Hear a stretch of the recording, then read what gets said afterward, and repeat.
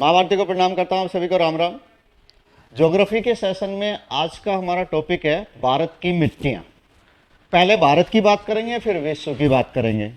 पहले अपने घर को जानिएगा, हमारे घर में मिट्टी क्या है, कैसी मिट्टी है, कहाँ कहाँ क्या मिट्टी है।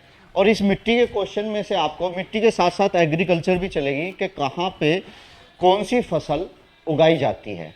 लेकिन पहले बात करेंगे मिट्टी की और उसके बाद में बात करेंगे आगे फसलों की। तो वही भारत जो है, आप जानते ही हैं, भारत एक ऐसा देश है जहाँ पे सबसे ज़्यादा डाइवर्सिटी है।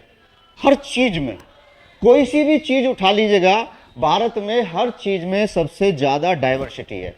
चाहे वो पॉपुलेशन में हो, चाहे वो धार्मिक हो, चाहे वो सांस्कृतिक हो, चाहे वो आपका क्लाइमेटली हो, चाहे वो मौसम हो, हर चीज़ में भाषा हो या कोई भी चीज़ है, भारत में विश्व में सबसे ज़्यादा अगर डाइवर्सिटी आपको मिलेगी तो वो केवल और केवल भारत में मिलेगी। सबसे ज़्यादा डाइवर्सिटी भारत में है, ठीक है ना। भारत में क्या है, हर 10 किलोमीटर पे बोली चेंज हो जाएगी, हर 50 से 100 किलोमीटर के बीच में भाषा चेंज हो जाएगी, ठीक है। भाषा भी बहुत सारी हैं, बोली भी बहुत सारी हैं। तो आज बात कर रहे हैं हम भारत की मिट्टियों की। भारत की मिट्टियों की बात करने से लिए हमें क्या करना है, सबसे पहले बात आती है भारत में कितनी प्रकार की मिट्टियां हैं, ठीक है। अब कितने प्रकार की मिट्टी है, इसको हम दो तरीके से समझ सकते हैं। अगर हम चले ऑफिशियली, यानी कि जो रिकॉग्नाइज है, जो डॉक्यूमेंट्री है, डॉक्यूमेंट्री के अनुसार जो है भारत में 8 प्रकार की मिट्टी पाई जाती है, ठीक है ना। कितने प्रकार की? 8 प्रकार की। किसके द्वारा? भारत में डॉक्यूमेंट्री इसकी कौन करता है? इसकी डॉक्यूमेंट्री करता है ICAR, ठीक है ना, ICAR, भारतीय कृषि अनुसंधान परिषद, ठीक है ना, भारतीय कृषि अनुसंधान परिषद। इसने जो है भारत में 8 प्रकार की मिट्टियों को रिकॉग्नाइज किया हुआ है कि 8 प्रकार की मिट्टी भारत में पाई जाएगी। भारत ने क्या किया, ICAR ने क्या किया, भारतीय कृषि अनुसंधान परिषद ने एक जो है सर्वेक्षण किया और सर्वेक्षण करने के लिए एक कमेटी गठित की, ठीक है ना। भारत ने 1963 में 1963 में ICAR ने एक सर्वेक्षण समिति बनाई जिसने भारत में मिट्टियों का क्या किया, सर्वेक्षण किया और उसके आधार पे मिट्टियों को 8 प्रकार में बांट दिया, ठीक है। अब ये यहां से पूछ सकता है कि ये 1963 में कौन सी कमेटी गठित की थी। ये थी आपका अखिल भारतीय मृदा सर्वेक्षण समिति। अखिल भारतीय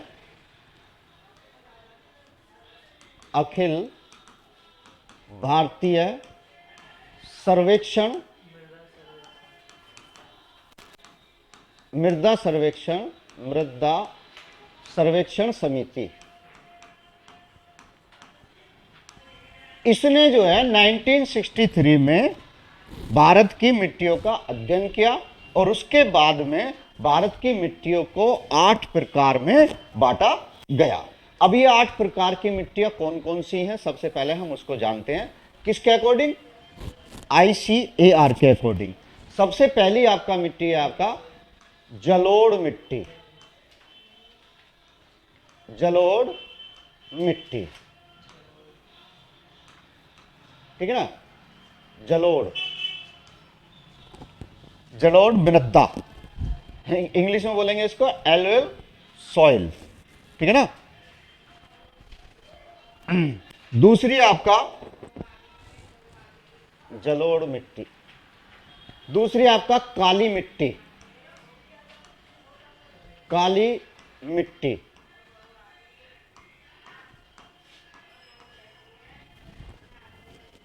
इसको दूसरा नाम भी कहा जाता है, काली मिट्टी को रेगूर मिट्टी भी बोलते हैं और ज्यादातर वहां रेगूर मिट्टी के नाम से बोलते हैं। ये रेगूर शब्द कहां से आया है? एक ये आपका तमिलनाडु से आया है, तमिलनाडु में जो है रेगड़ बोलते हैं, रेगड़, रेगड़ से बना रेगुर। तो इस रेगुर मिट्टी को जो, इसको काली मिट्टी को जो है आपका क्या बोलते हैं, रेगुर मिट्टी बोलते हैं। और इसको कपासी मिट्टी भी बोल देते हैं, याद रखना, कपासी मिट्टी। तीसरी है आपका लाल मिट्टी, तीसरी है आपका लाल मिट्टी यानी कि रेड सोइल। ये आपका एलोयल सोइल, ये आपका ब्लैक सोइल और ये आपका रेड सोइल। चौथी है आपका लेटेराइट, लेटेराइट मिट्टी, लेटेराइट मिट्टी। अभी हम बात करेंगे बनेंगी कैसे, बनती कैसे है, कहां से क्या ऐसे आती है। लेटेराइट मिट्टी। उसके बाद पांचवी आपका वन अथवा पर्वतीय मिट्टी, वन अथवा पर्वतीय मिट्टी।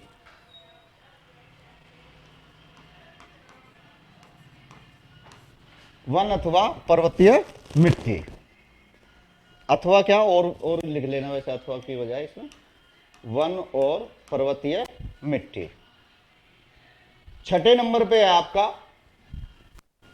6 नंबर पे है शुष्क या फिर रेगिस्तानी मिट्टी, शुष्क तथा रेगिस्तानी, रेगिस्तान मिट्टी। सातवीं है आपका, 7th है लवणीय मिट्टी, लवणीय यानी कि एसिडिक, एसिडिक ऑयल सोयल।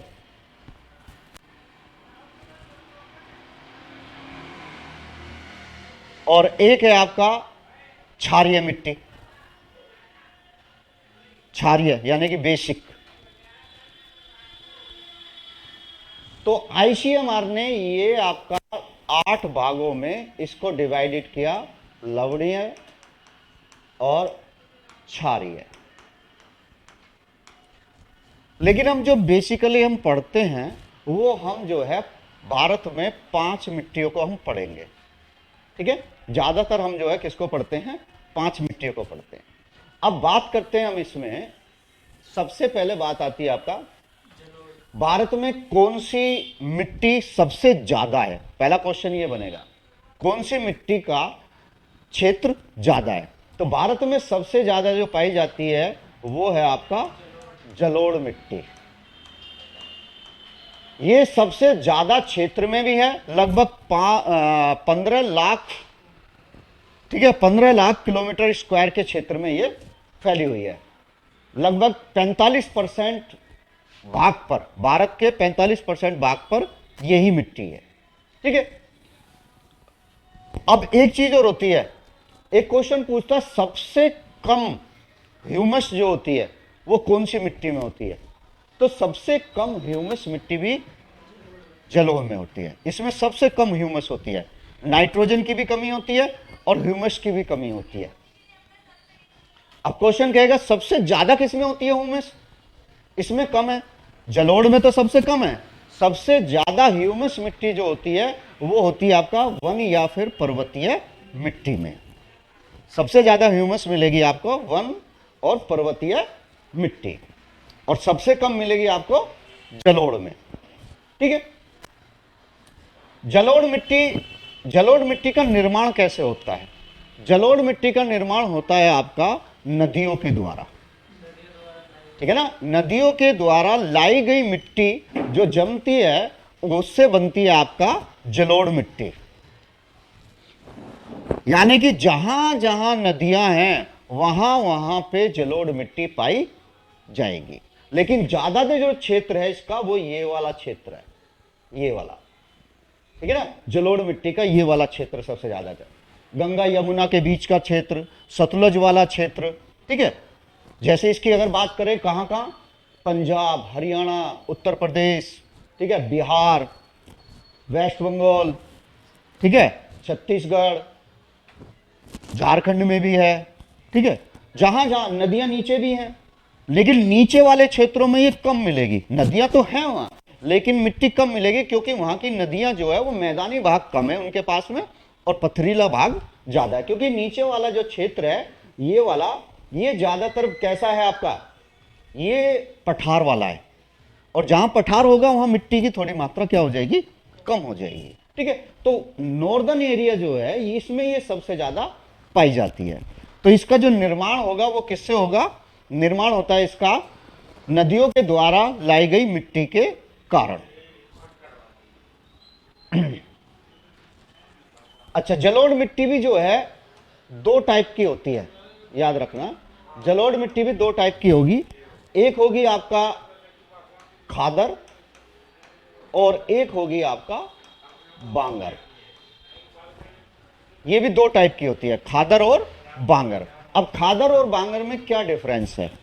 खादर यानी कि नदियों के बिल्कुल निचले तलहटी वाली मिट्टी, जो नई मिट्टी है, इसको नई मिट्टी भी बोलते हैं, याद रखना, नई मिट्टी।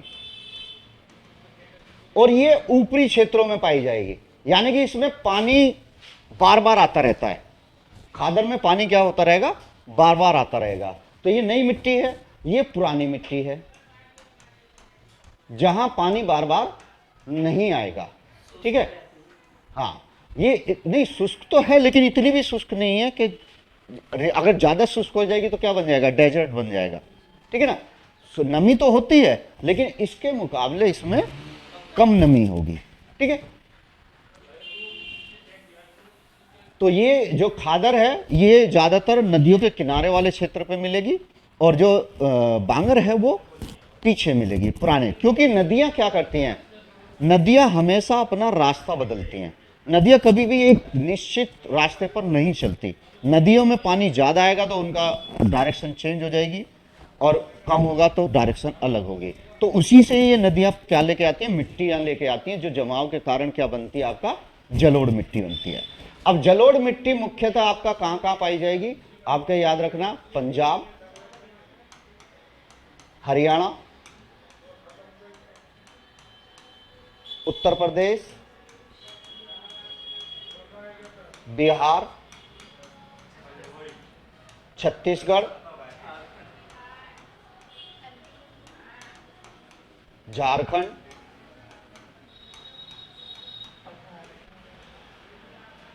और पश्चिम बंगाल,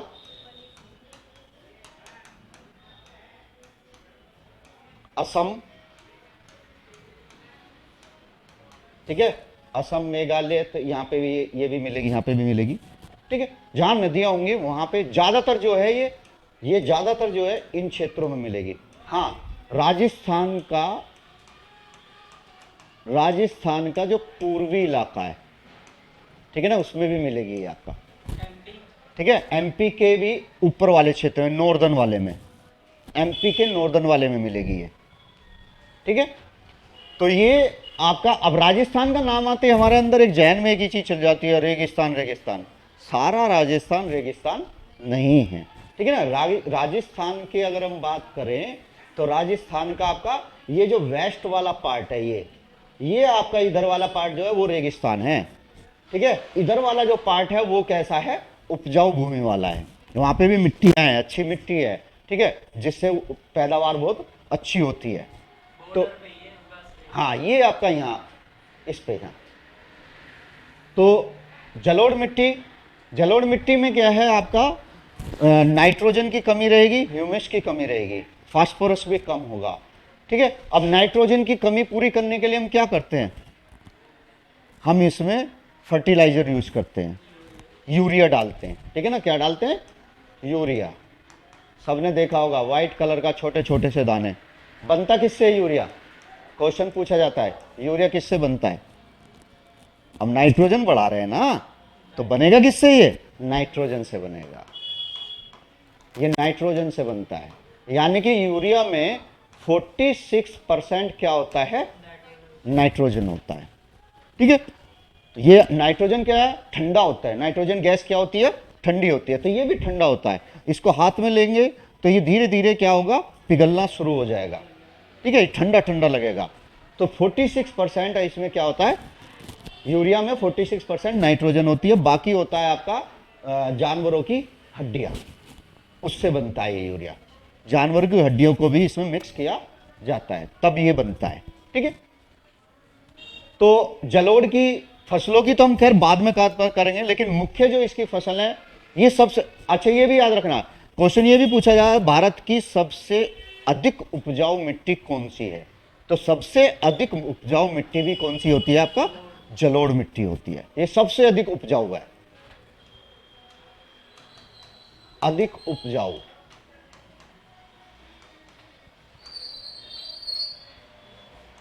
सबसे अधिक उपजाऊ है ये, ठीक है। अब इसकी फसलें फसलें तो खैर इसमें कोई सी भी बो दो, हर फसल हो जाती है, लेकिन इसकी जो मुख्य फसल है वो है आपका अनाज, ठीक है, धान, गन्ना, ठीक है, और आपका क्या कहते हैं, मटर, चना, ठीक है, दाल, ये मुख्य फसलें हैं इसकी। पटसन, जूट, ठीक है, पटसन, जूट,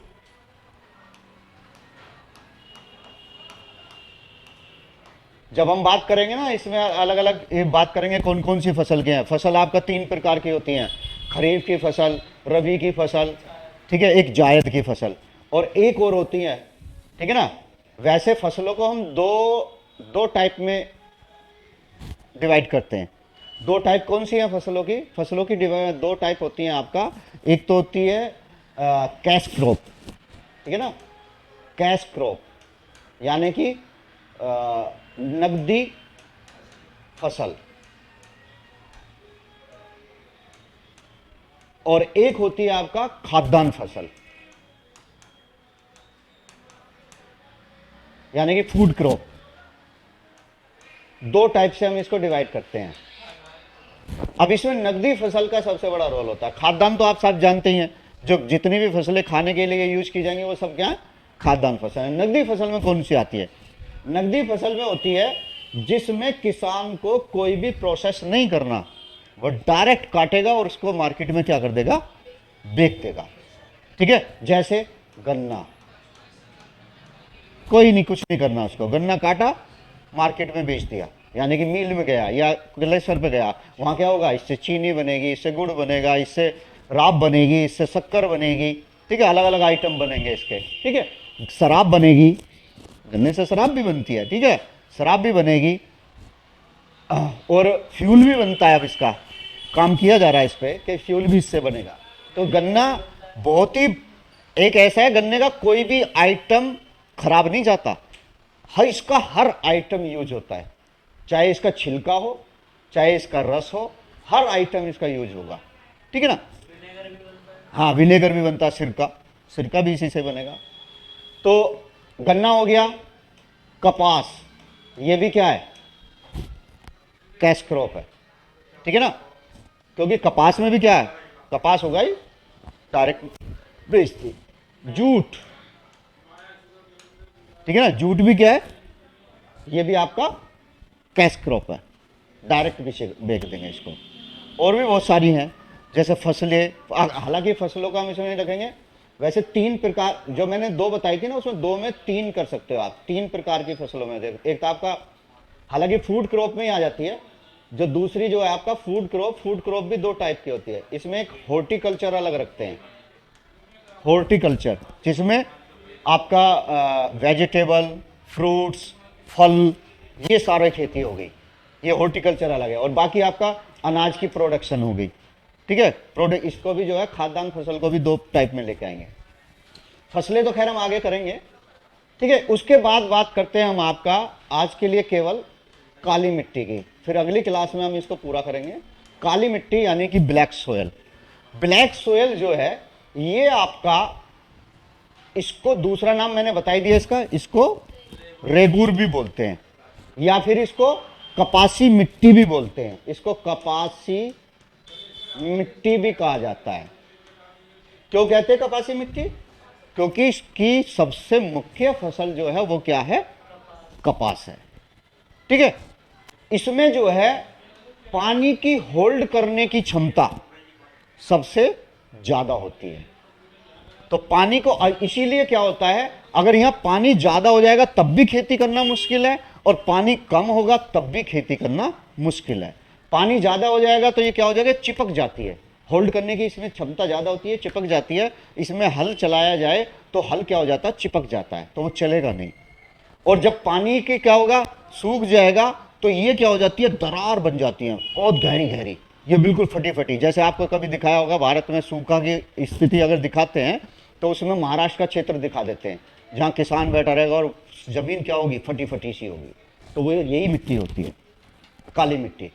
ठीक है ना, ये क्या है, पानी मिलने पर क्या होती है, फूल जाती है, और पानी की कमी होने पर ये क्या होगी, सिकुड़ जाएगी और ये फट जाएगी, और मिलने पे फूल जाएगी। ठीक है, ज्यादा खुशी हुई तो फूल के गुप्पा हो गई। ठीक है, कहते हैं ना, फूल के गुप्पा हो गए, और जब हो गई, जब सुगड़ गई छुआरे की तरह। ठीक है, तो काली मिट्टी, इसका निर्माण किससे होता है, इसका निर्माण होता है आपका आग्नेय चट्टानों से। ठीक है ना, किससे होता है, इग्नियस रॉक्स, इग्नियस रॉक से। अब इग्नियस रॉक किससे बनती है, ज्वालामुखी से, वोल्केनो से। यानी कि अल्टीमेटली इसका निर्माण किससे हुआ, लावा से हुआ, यानी कि ज्वालामुखी से हुआ। अब इसके क्षेत्र कौन कौन से मुख्य है, इसके मुख्य जो क्षेत्र हैं, पहला तो है आपका महाराष्ट्र,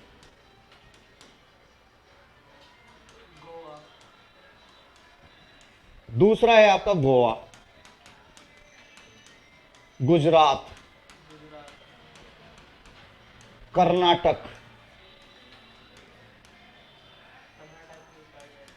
ठीक है, एमपी। इन क्षेत्रों में ये मुख्य है। छत्तीसगढ़ में भी है। एमपी किससे, छत्तीसगढ़ किससे निकला है, एमपी से निकला है। छत्तीसगढ़ में भी है, थोड़ी सी नीचे तेलंगाना में भी है, आंध्र प्रदेश में भी है, लेकिन मुख्य जो है वो इन क्षेत्रों में है, मुख्य इन क्षेत्रों में हो गई आपका। आंध्र प्रदेश में भी है, थोड़ी सी आपका तेलंगाना में भी है, थोड़ी सी आपका तमिलनाडु में भी है, लेकिन मुख्य क्षेत्र ये लिखे जाएंगे। और इसकी मुख्य फसल आपका क्या है, कपास और गन्ना, मोटे अनाज। मोटे अनाज में जैसे ज्वार, बाजरा, जो, ठीक है ना, रागी, ठीक है, ये सब मोटे अनाज में ये सबसे ज्यादा इसमें होती है, आपका पैदा होती है। और हाँ, एक और मुख्य है, तंबाकू।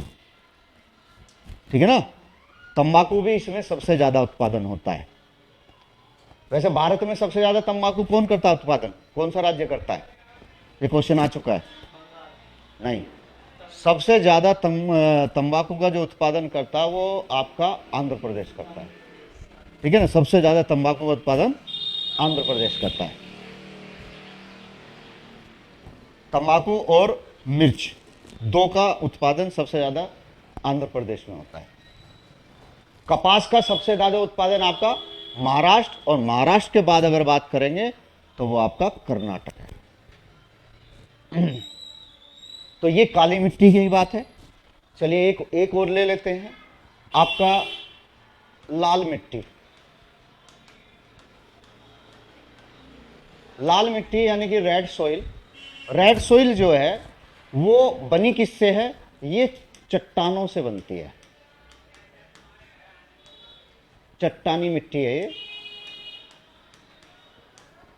चट्टानों के टूटने फूटने से बनेगी। इसमें जो है रेड ऑक्साइड की मात्रा ज्यादा होती है, इसी वजह से ये क्या होती है, लाल होती है। ठीक है ना, अब इसमें क्या, चट्टाने के टूटने से दो मिट्टियां बनेंगी, एक बनेगी रेड और एक बनेगी लेटराइट। दोनों का रूप एक ही है, बस फर्क क्या होता है कि लाल मिट्टी बारीक होती है और जो लेटराइट होती है वो मोटी होती है, और ये बहुत कम उपजाऊ होती है। ठीक है ना, ये कम उपजाऊ है। रेड ऑक्साइड की मात्रा इसमें ज्यादा होगी। इसके क्षेत्र भी आपका कहां है, जहां ये नीचे वाले जो क्षेत्र हैं ये, इनमें सब में पाई जाएगी, छोटे छोटे ये क्षेत्र जो है ये सब में, यहां पे भी मिलेगी आपका। ठीक है, इसकी जो है कौन सी फसल उगती है इसमें, इसमें आपका चाय, चाय का उत्पादन, चाय का उत्पादन इसमें ज़्यादा होगा। ठीक है, दालें भी हो जाती हैं, दाल भी होती हैं, और भी कई मिट्टी, और भी कई फसलें हैं। तो बाकी के हम जो है कल की क्लास में, नेक्स्ट क्लास में हम बात करेंगे। ठीक है, अगर वीडियो आपको पसंद आए तो लाइक करो, सब्सक्राइब करो। आप सभी को राम राम।